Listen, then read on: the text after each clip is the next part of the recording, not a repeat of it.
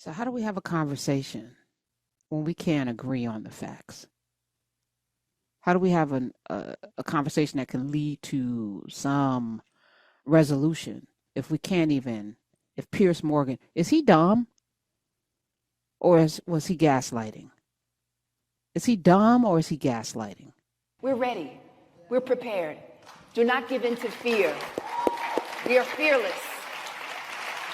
This is not the time to be afraid. This is a time to stand up and fight back and to resist any temptation for them to divide us. We're in this together. The rule of law is on our side. We will not give in, not give up. We will not capitulate. We will not bow. We will not bend. We will survive.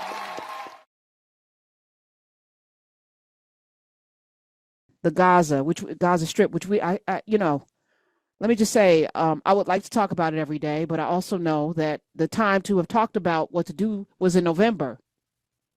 That was the time. So, I voted in November for Kamala Harris because whether I thought her policies were perfect, she wanted a two-state solution in Israel. She was for that.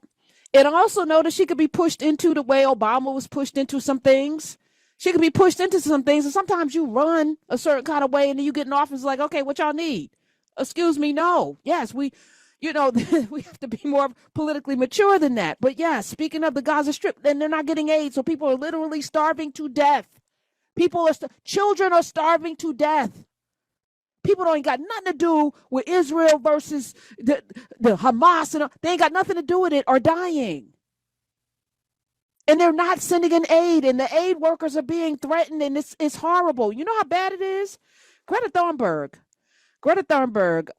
who we absolutely love, this young lady who was a little girl How dare out there. you? No, I'm going to say something good, Greta. It's going to be okay. A little girl was out there telling people about the environment. Like, we not going to be here as people if we don't stop doing some of the things we're doing. And folk were ridiculing her like, oh, the climate is not an issue. It's not. Okay, you tell the people in North Carolina in the mountains about a damn hurricane that's not supposed to be hitting there and all the other strange occurrences. Yeah, there's something going on here. And this young lady was ringing that bell very, very early, and now she has not stopped. So she got on her boat because she doesn't fly, and she's such a good person. She doesn't fly because she doesn't want to add to the environment. This is her crusade. She's not going to get on an airplane because of all of the fossil fuels and all of the things that's going up into the atmosphere. So she has a boat that she travels around. And so she was heading and sailing towards the Gaza Strip to deliver aid. By the way, China, I think a couple of weeks ago, dropped some aid in. China's like, we're going to be better people than you, than the United States and Israel. China dropped some aid in, but she had a ship. Her ship is called the Madeleine, Madleen, had 12 passengers. It was carrying aid to Gaza with a mission to protest Israel's ongoing war there. That's what you do, when you have means and a platform and a way to do things. She showed up for the people. And you know what happened? They intercepted her boat. Actually, they seized her boat, which I don't think is legal because she was in international waters. But they seized her boat and stopped her from delivering aid. Now, I've said this before, when this is all said and done, we're going to have a moment where we're going to be looking at some horrible images and wonder, where were the people? Well, I stood on business. I didn't vote, because I couldn't vote for what? You what now? What? Okay. Because we knew this was going to happen. Because we read and we know, we've seen this before, right? Not going to relitigate. You can do something now. Maybe you should be in them streets right now because this is untenable. But there was a clip that I wanted to play, Smiz, and I hope it's on the cut sheet still. It's a gentleman who was arguing, Pierce Morgan, who I can't stand because I think that he's a flame-throwing non-journalist. I'll say it nicely. I'll be nice today.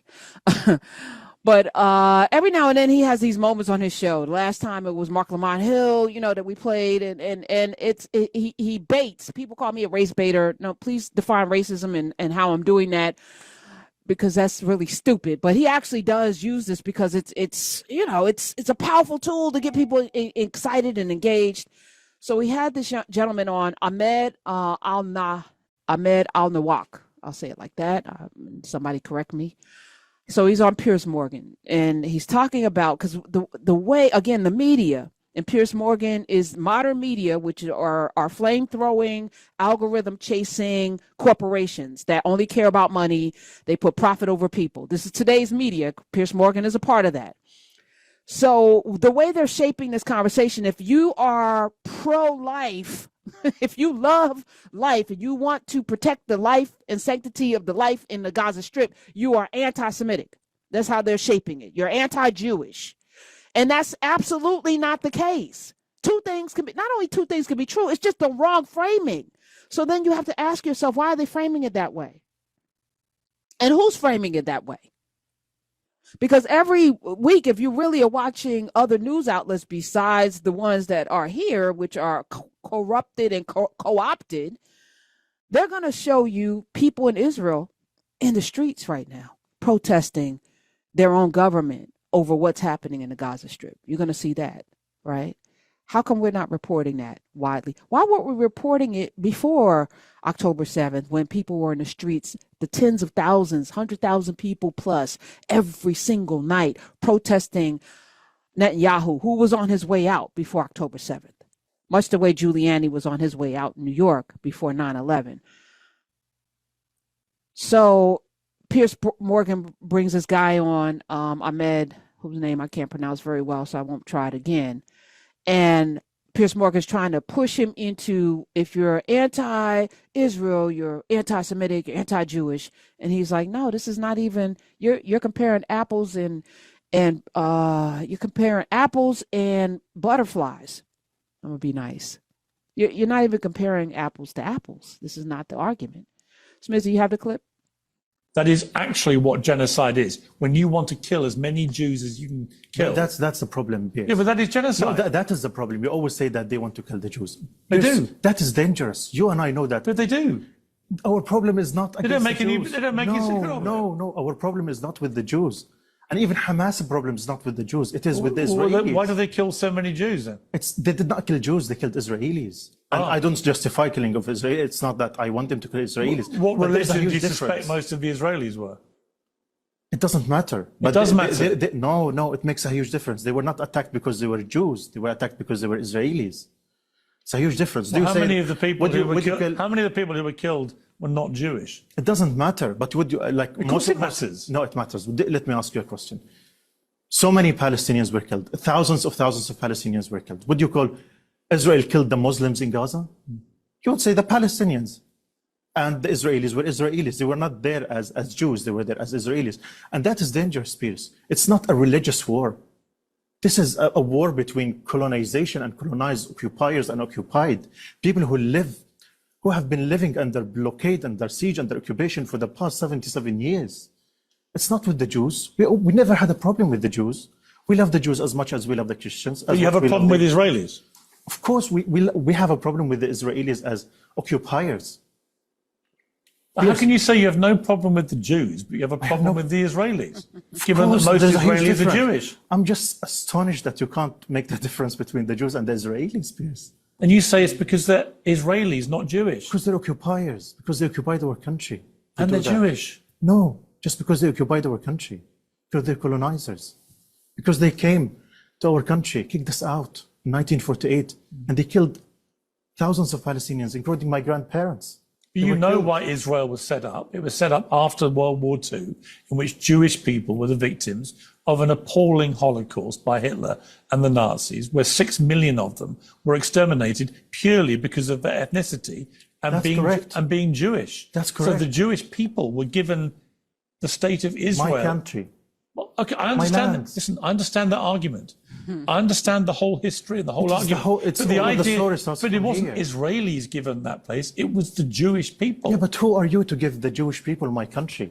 I'm not giving it to them. I'm not talking about you personally. Yeah. I'm talking about those who send the Zionists to come and kill our families and take our lands.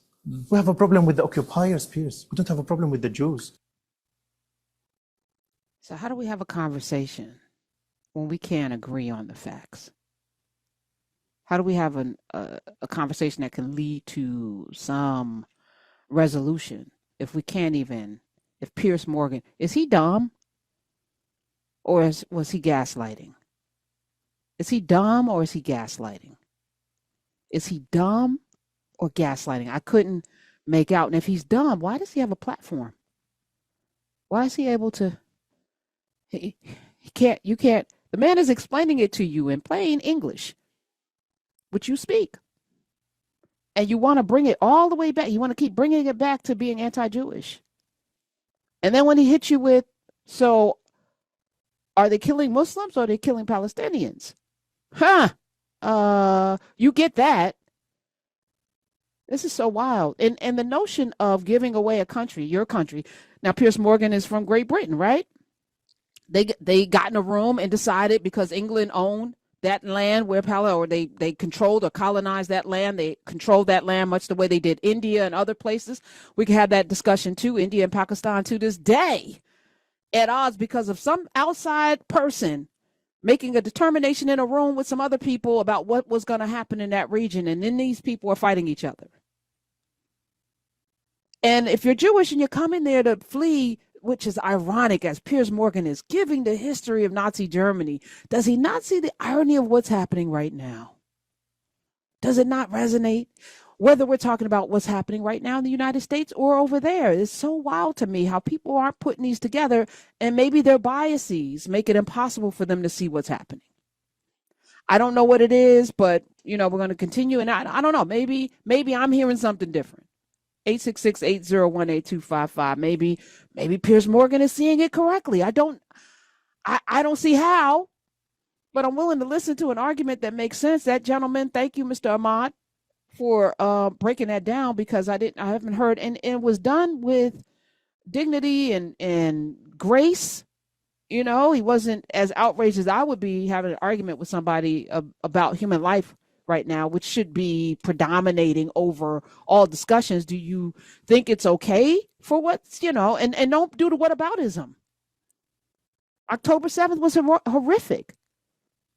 Period. Full stop. And what's happening now is horrific. And it looks like genocide. Do we have that conversation? And for those, that's not our problem. Okay. Because here's what I know. These artificial borders around human beings are artificial. You're still a person. And you should have an opinion about life.